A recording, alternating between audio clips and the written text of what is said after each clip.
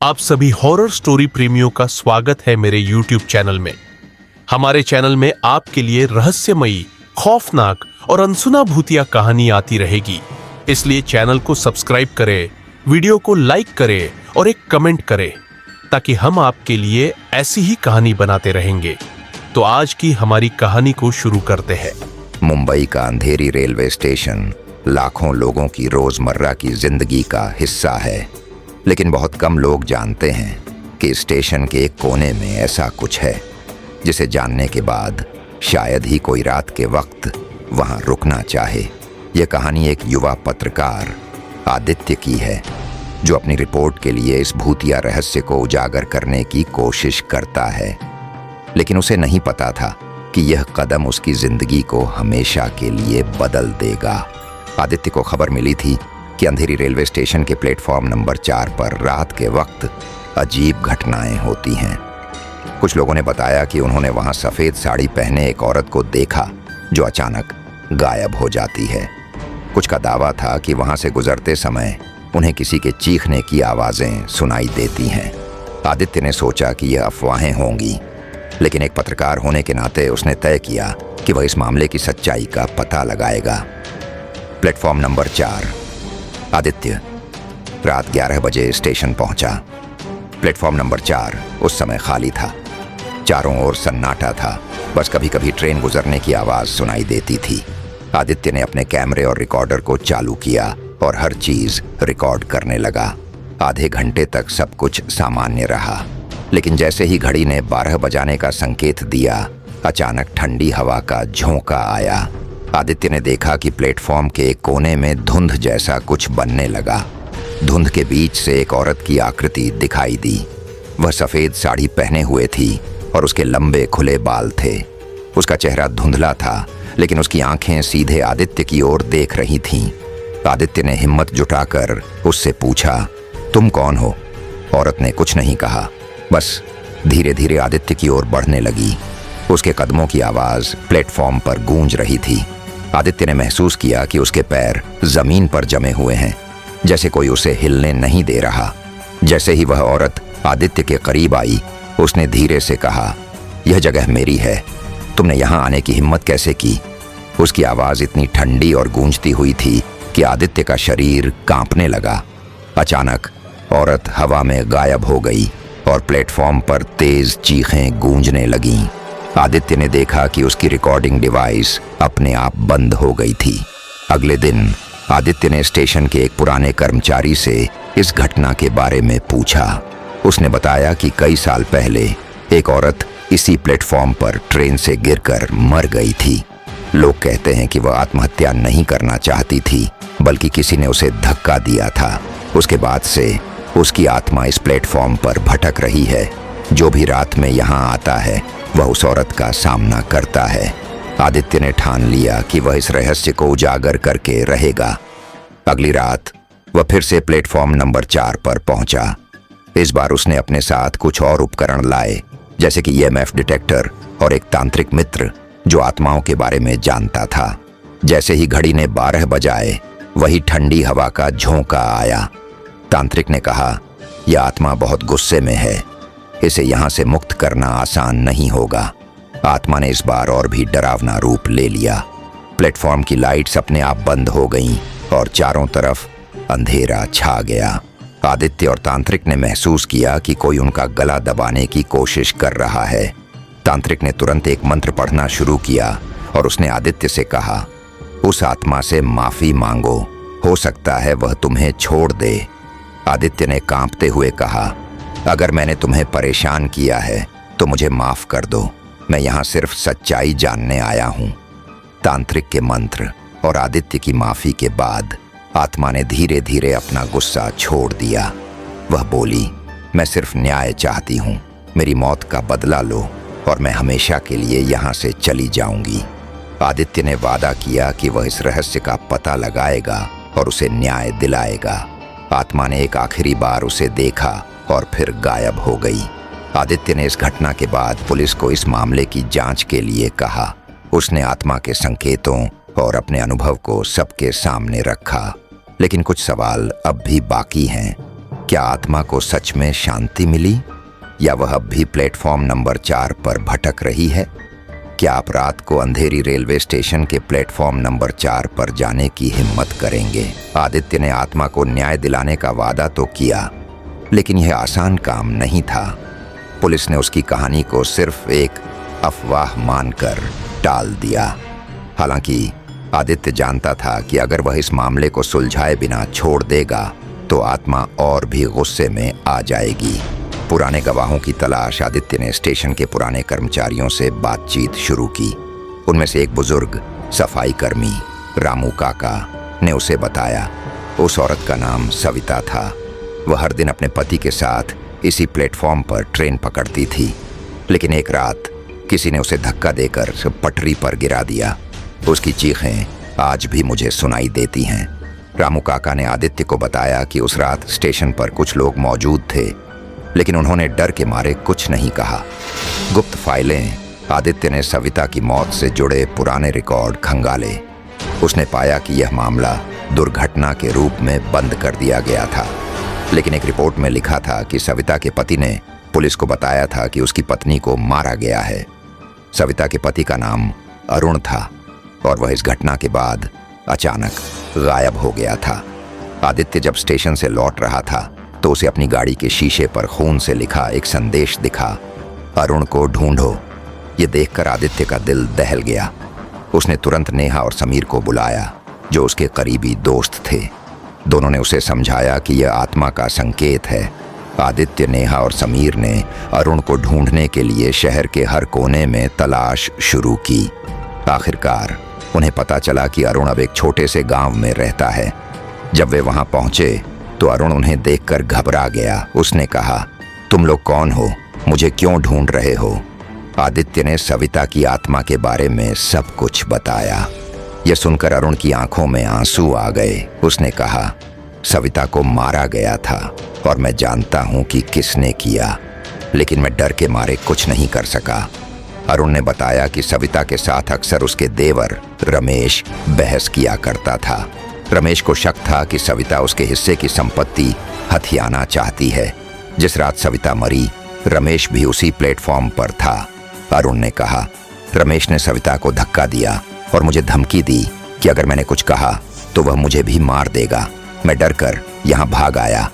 आदित्य ने तय किया कि अब वह रमेश को सजा दिलाएगा। उसने रमेश का पता लगाया और पुलिस को उसके खिलाफ सबूत दिए, लेकिन रमेश को इस बात की भनक लग गई और उसने आदित्य को धमकाना शुरू कर दिया। एक रात आदित्य को रमेश का फोन आया।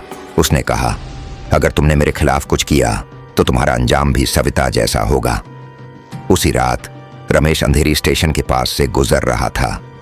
अचानक उसने प्लेटफॉर्म नंबर 4 पर सविता की आत्मा को देखा। वह सफेद साड़ी में खड़ी थी और उसके चेहरे पर एक भयानक मुस्कान थी। रमेश ने भागने की कोशिश की, लेकिन उसके पैर जाम हो गए। सविता की आत्मा ने कहा, अब तुम्हें मेरे साथ आना होगा। अगले दिन रमेश का शव प्लेटफॉर्म नंबर 4 पर मिला। उसकी आंखें खुली थीं और उसके चेहरे पर खौफ साफ झलक रहा था। रमेश की मौत के बाद आदित्य ने महसूस किया कि सविता की आत्मा अब शांति में होगी।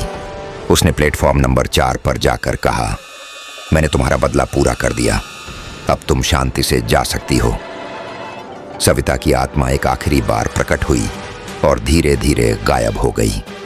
प्लेटफॉर्म पर सन्नाटा छा गया और आदित्य ने राहत की सांस ली। कुछ महीने बाद प्लेटफॉर्म नंबर 4 पर सब कुछ सामान्य हो गया, लेकिन आदित्य को अब भी कभी कभी महसूस होता है कि कोई उसे देख रहा है। क्या सविता की आत्मा पूरी तरह से मुक्त हो गई थी, या उसका कोई अंश अब भी वहीं भटक रहा है? आदित्य को लगा था कि सविता की आत्मा का बदला पूरा हो गया है और अब वह शांति में होगी, लेकिन रमेश की मौत के बाद भी प्लेटफॉर्म नंबर 4 पर अजीब घटनाएं बंद नहीं हुईं। लोग अब भी वहां रात में चीखें सुनते थे और कुछ ने तो यहां तक कहा कि उन्होंने रमेश की आत्मा को भटकते हुए देखा है। आदित्य को एक बार फिर इस रहस्य को सुलझाने की चुनौती का सामना करना पड़ा। एक रात आदित्य अपने दोस्त समीर और नेहा के साथ स्टेशन पर गया। उन्होंने अपने साथ कैमरे, रिकॉर्डर और कुछ धार्मिक प्रतीक लाए। रात के 12 बजते ही प्लेटफॉर्म नंबर 4 पर वही ठंडी हवा का झोंका आया। नेहा ने अचानक महसूस किया कि कोई उसके कंधे पर हाथ रख रहा है। उसने पलटकर देखा, लेकिन वहां कोई नहीं था। समीर ने अपने कैमरे में देखा कि एक धुंधली आकृति उनके चारों ओर घूम रही है। यह आत्मा सविता की नहीं है, समीर ने कहा। यह कुछ और है, और शायद इससे भी ज्यादा खतरनाक। अचानक आदित्य को अपने फोन पर एक अनजान नंबर से मैसेज आया। उसमें लिखा था, यहां से चले जाओ वरना तुम सब अगले शिकार बनोगे। आदित्य ने महसूस किया कि यह कोई सामान्य आत्मा नहीं थी। यह जगह शायद सविता की मौत से पहले से ही भूतियां थी, और अब रमेश की आत्मा ने इसे और खतरनाक बना दिया था। आदित्य ने स्टेशन के इतिहास को गहराई से खंगालने का फैसला किया। उसे पता चला कि अंधेरी रेलवे स्टेशन 800 के दशक में बना था, और वहां कई रहस्यमय मौतें हुई थीं। सबसे चौंकाने वाली घटना 1905 की थी, जब एक ट्रेन हादसे में 50 से ज्यादा लोग मारे गए थे। कहा जाता है कि उस वक्त एक महिला ने ट्रेन रोकने की कोशिश की थी, लेकिन वह खुद भी हादसे का शिकार हो गई। कुछ लोगों का मानना था कि वही महिला इस स्टेशन की पहली आत्मा थी, और उसके बाद यहाँ होने वाली हर मौत ने इस जगह को और डरावना बना दिया। अगली रात आदित्य, समीर और नेहा ने एक बार फिर प्लेटफॉर्म नंबर 4 पर जाने का फैसला किया। इस बार उन्होंने एक तांत्रिक को भी अपने साथ ले लिया। रात के 12 बजते ही तांत्रिक ने अपने मंत्र शुरू किए, लेकिन जैसे ही उसने मंत्र पढ़ना शुरू किया, प्लेटफॉर्म की सारी लाइटें बंद हो गईं। चारों ओर गहरा अंधेरा छा गया। तांत्रिक ने कहा, यह आत्मा बहुत शक्तिशाली है। यह सविता या रमेश की नहीं है। यह किसी प्राचीन बुरी शक्ति का प्रभाव है। अचानक एक जोरदार चीख गूंजी, और सबने देखा कि प्लेटफॉर्म के कोने में एक भयानक छाया बन रही थी। वह छाया धीरे धीरे इंसानी रूप लेने लगी। तांत्रिक ने बताया कि यह छाया उस महिला की थी जिसने 1905 में ट्रेन रोकने की कोशिश की थी। वह महिला तब से हर आत्मा को अपनी गिरफ्त में ले रही थी जो इस स्टेशन पर मरती थी। यह आत्मा सिर्फ बदला नहीं चाहती, यह इस जगह को अपनी जागीर बना चुकी है, तांत्रिक ने कहा। छाया ने अचानक आदित्य और उसके दोस्तों पर हमला करना शुरू कर दिया। तांत्रिक ने उसे रोकने के लिए अपने मंत्र तेज कर दिए, लेकिन वह आत्मा इतनी शक्तिशाली थी कि उसने तांत्रिक को भी बेहोश कर दिया। आदित्य ने हिम्मत जुटाकर आत्मा से कहा, तुम क्या चाहती हो? क्यों इस जगह को अपने कब्जे में रखा है? आत्मा ने कहा, यह मेरी जगह है। जो भी यहाँ आएगा वह मेरी जागीर का हिस्सा बन जाएगा। तांत्रिक ने होश में आकर एक आखिरी मंत्र पढ़ा, जिससे प्लेटफॉर्म पर आग की एक लकीर बन गई। उस आग ने आत्मा को कमजोर कर दिया और वह चीखते हुए गायब हो गई। लेकिन तांत्रिक ने आदित्य को चेतावनी दी, यह आत्मा पूरी तरह खत्म नहीं हुई है। जब भी इस जगह पर कोई कमजोर या डरा हुआ इंसान आएगा, यह फिर से लौट सकती है। प्लेटफॉर्म नंबर 4 पर अब सब कुछ सामान्य लग रहा था, लेकिन आदित्य जानता था कि यह शांति अस्थायी है। कुछ महीनों तक अंधेरी रेलवे स्टेशन पर कोई अजीब घटनाएं नहीं हुई, लेकिन आदित्य का मन हमेशा परेशान रहता था। तांत्रिक ने चेतावनी दी थी कि आत्मा फिर से लौट सकती है, और आदित्य ने महसूस किया कि प्लेटफॉर्म नंबर 4 पर अब भी कुछ न कुछ गड़बड़ था। एक रात आदित्य और उसके दोस्त समीर और नेहा फिर से स्टेशन पर गए। इस बार वे न सिर्फ जांच करने के लिए बल्कि उस आत्मा के बारे में और जानकारी जुटाने के लिए भी आए थे। आदित्य ने सोचा कि अगर वह सविता, रमेश और उस प्राचीन महिला के बारे में ज्यादा जान पाए तो वह उस जगह को पूरी तरह से शांति दिला सकता है। स्टेशन के पुराने कार्यालय में आदित्य ने एक पुरानी डायरी खोजी। वह डायरी एक पूर्व स्टेशन मास्टर की थी, जिसने अंधेरी स्टेशन पर कार्य करते समय कई डरावनी घटनाओं का अनुभव किया था। डायरी में एक नोट था, इस स्टेशन पर बहुत से आत्माएं हैं, लेकिन एक विशेष आत्मा है जो सभी को अपनी गिरफ्त में लेती है। आदित्य ने आगे पढ़ा, यह आत्मा पहले कभी किसी इंसान नहीं थी। यह एक भूतिया शक्ति है जो केवल इस स्थान पर मौजूद है और इसके पास अदृश्य शक्तियां हैं। यह पढ़कर आदित्य और उसके दोस्तों के होश उड़ गए। आदित्य ने ठान लिया कि वह इस आत्मा का पूरी तरह से सामना करेगा। उसने तांत्रिक से फिर से मदद मांगी। तांत्रिक ने आदित्य को बताया कि इस बार उसे और भी सावधानी से काम करना होगा। यह आत्मा पहले से कहीं ज्यादा शक्तिशाली हो चुकी है। तुम्हें अपने डर को परे करके उसके सामने खड़ा होना होगा, तांत्रिक ने कहा। आदित्य और उसके दोस्तों ने पूरी तैयारी के साथ एक रात फिर से स्टेशन पर जाने का निर्णय लिया। वे एक तंत्र मंत्र और धार्मिक प्रतीकों से लैस थे ताकि आत्मा से मुकाबला किया जा सके। रात के लगभग 12 बजे आदित्य और उसके दोस्त प्लेटफॉर्म नंबर 4 पर पहुंचे। वे वहां 1 घंटे से ज्यादा समय तक इंतजार करते रहे, लेकिन कोई खास घटना नहीं घटी। तभी अचानक हवा में एक ठंडी लहर चली और स्टेशन की लाइटें बुझ गईं। प्लेटफॉर्म पर एक गहरी चुप्पी थी।